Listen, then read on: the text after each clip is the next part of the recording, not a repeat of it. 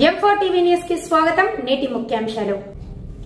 M4 TV news ప్రేక్షకులకు నిజాయితీగా, నిర్భయంగా ఎప్పటికప్పుడు తాజా కబుర్లు, భక్తి గీతాలు m4tvnews.com వెబ్సైట్ యాప్లు ప్రచురితం, ప్రత్యేక ప్రసారం చేస్తుంది. వార్తలు, ప్రకటనల కోసం సంప్రదించవలసిన సెల్ ఫోన్ నెంబర్లు 9666665026 9014163335. ఓం శ్రీ గురుభ్యో నమః. అందరికీ నమస్కారం అండి. ఈరోజు మనం నిత్య జీవితంలో మనం పాటించవలసినటువంటి ధర్మాలు 4వ రోజు కొద్దిగా తెలుసుకుందాం. ముందుగా గణేశుడి ప్రార్థన.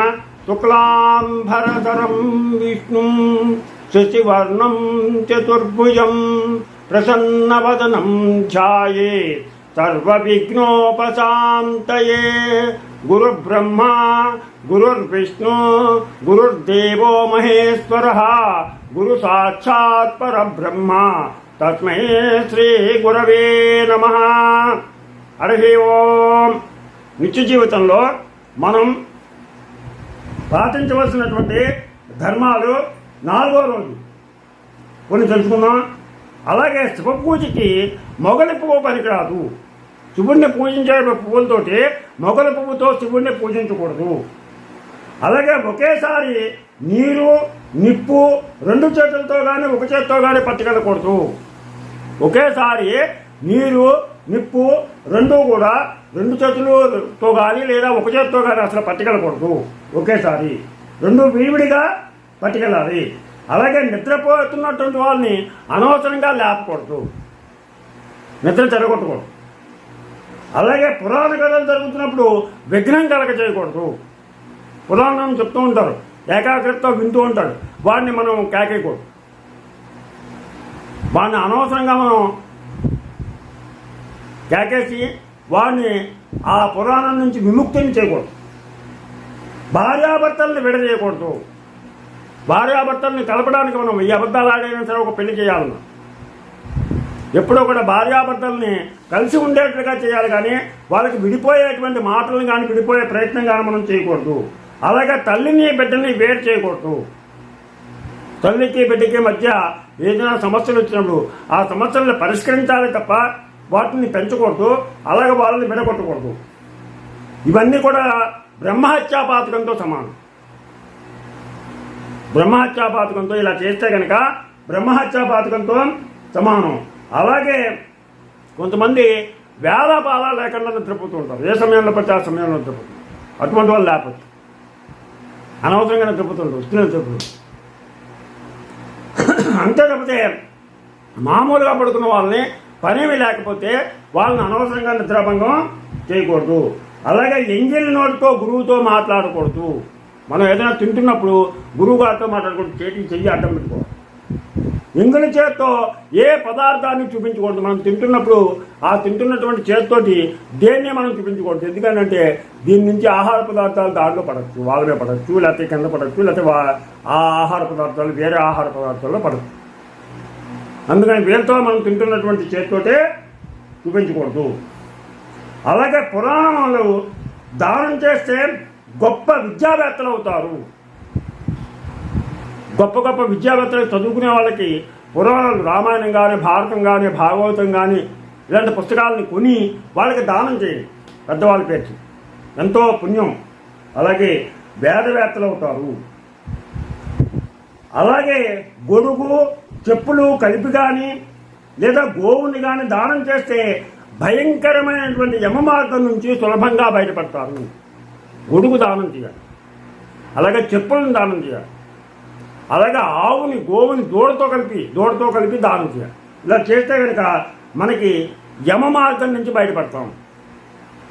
గొడుగు, చెప్పులు, గోవు, దూడతో కలిపి గోవు. అలాగే అన్నదానం, జలదానం చేసిన వారు సుఖమైనటువంటి మరణాన్ని పొందుతారు. అన్నదానం చేయాలి.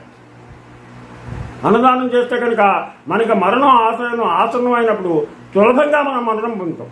చాలామంది మరణ సమయంలో నరకయాతను అనుభవిస్తారు. ఇటు చనిపోకుండా, ఇటు బతకకుండా, పిల్లలు విసుక్కుంటూ, భార్య విసుక్కుంటూ, బంధువులు విసుక్కుంటూ, మంచం మీద పడుకోబెడుతూ, కింద పడుకోబెట్టి, మంచం మీద పడుకోబెట్టి, కింద పడుకోబెట్టి యమయాతను అనుభవిస్తూ, అతను బాధపడుతూ, ఇతరులను బాధ పెడుతూ అందరూ తిట్టుకుంటూ అలాంటి మరణాన్ని అనుభవించకూడదు. అలాంటి మరణాన్ని అనుభవించకుండా ఉండాలి అని అంటే కనుక అన్నదానం చేయండి, జలదానం చేయండి. అన్నదానం, జలదానం చేయండి.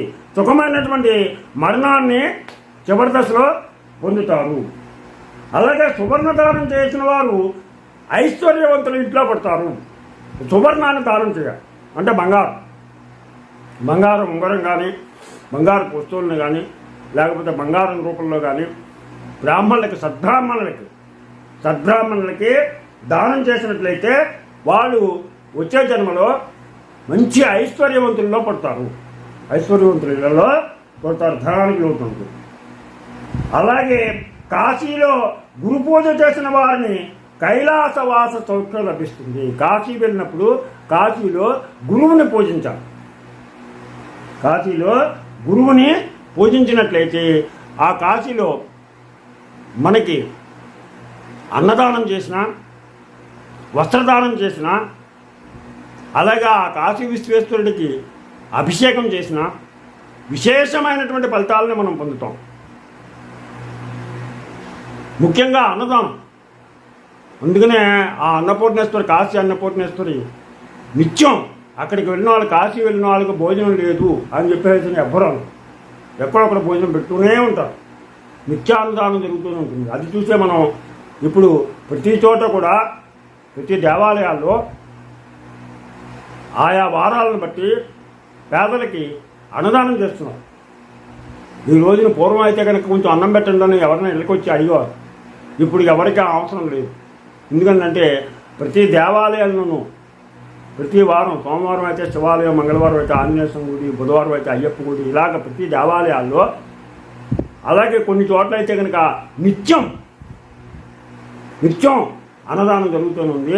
పేదవాళ్ళు అక్కడ చక్కగా అక్కడికి వెళ్ళి చక్కగా భోజనం చేస్తున్నారు. అలాగే ఉండడానికి, పడుకోవడానికి సత్రాలు కట్టారు. ఆ సత్రంలో చక్కగా తలదాచుకుని చక్కగా పడుకుని ఎండవానాల నుంచి రక్షణ పొందుతూ చక్కగా పడుకుని వాళ్ళకి ఆశ్రమం చేస్తున్నారు. జోకు బాధపడవలసిన బాధ లేదు. అందుకని మీరు కాశీ వెళ్ళినప్పుడు తప్పనిసరిగా మనకు తోచింది అన్నదానం చేయండి, వస్త్రదానం చేయండి, సువర్ణదానం చేయండి. ఆ విశ్వేశ్వరుడికి, కాశీ విశ్వేశ్వరుడికి చక్కగా అభిషేకం చేయండి. మన పితృదేవతలకి తర్పణాలు విడవండి. ముందు ముఖ్యంగా అది తర్పణాలు విడవాలి. విడిస్తే కనుక వాళ్ళు మనల్ని ఆశీర్వదిస్తారు. వంశాభివృద్ధి రస్తు. ఎప్పుడైనా సరే పితృశాపం ఉండకూడదు. అదొక్కటే గుర్తుపెట్టుకోండి. పితృదేవతలు ఎప్పుడు కూడా ఆనందంగా ఉంటారు.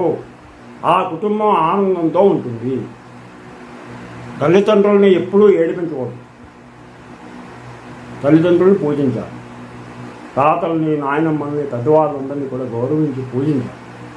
వాళ్ళ పేరు చెప్పి మనం చక్కగా అన్నదానం కానీ, వస్త్రదానం కానీ, గొడుగులు కానీ, చెప్పులు కానీ ఇలాంటివి దానాలు చేస్తూ మనం చేయగలిగినంతే, మన శక్తికి మించి చేయవద్దు నేను చెప్పను.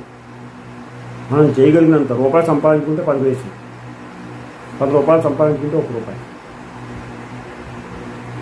ఇలా దానం చేసి మీ పితృదేవతల యొక్క ఆశీర్వచనం, అలాగే ఆ కాశీ విశ్వేశ్వరుని అనుగ్రహం పొంది మీ కుటుంబం సకల సుఖ సంపదలు పొందుతారని ఆశిస్తూ, మీకు నా ఛానల్ కనుక నచ్చితే సబ్స్క్రైబ్ చేయండి, అలాగే లైక్ చేయమని కోరుతూ రేపు 10వ భాగం తెలుసుకున్నా.